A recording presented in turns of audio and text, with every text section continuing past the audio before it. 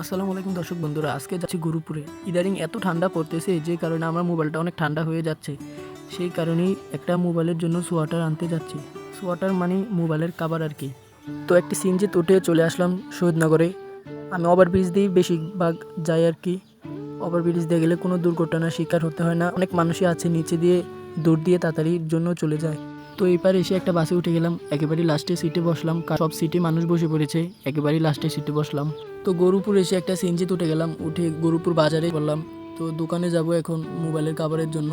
তো অবশেষে একটা দোকানে আসলাম, এখান থেকে কাভারটা নিয়ে নিলাম। তো আমি চাইছিলাম যে সিলিকন কাভার নিব, তো সিলিকন কাভার নাই দেখে এই দোকান থেকে এসে পড়লাম। তার আরেকটা দোকান থেকে এই কাভারটা নিলাম। কেমন হয়েছে কাভারটা কমেন্টে জানিয়ে দিবেন। তো কাভারটা আবার কিনে বাড়ির উদ্দেশ্যে রওনা দিলাম। একটা সিএনজি উঠে গেলাম, সিএনজিটা অনেকক্ষণ ধরে বসে আছে লোকের জন্য আরেকজন। অবশেষে সিএনজি থেকে নেমে আবার মোড়ে এসে পড়লাম। এখান দিয়ে আবার ফ্লাইওভার আছে, ফ্লাইওভার দিয়ে এপার থেকে আবার হেপার গিয়ে একটা বাসে উঠবো। তারপরে এপার এসে একটা বাসে উঠলাম। বাসটা অনেকক্ষণ ধরে বসে আছে প্যাসেঞ্জারের জন্য। তারপরে আবার শহীদনগরে এসে একটা অটো তুটে গেলাম। গ্রামের দৃশ্যগুলো দেখতে দেখতে আসলাম। আমাদের গ্রামের দৃশ্যগুলো দেখতে খুবই ভালো লাগে। তারপরে অবশেষে বাড়ি এসে পড়লাম।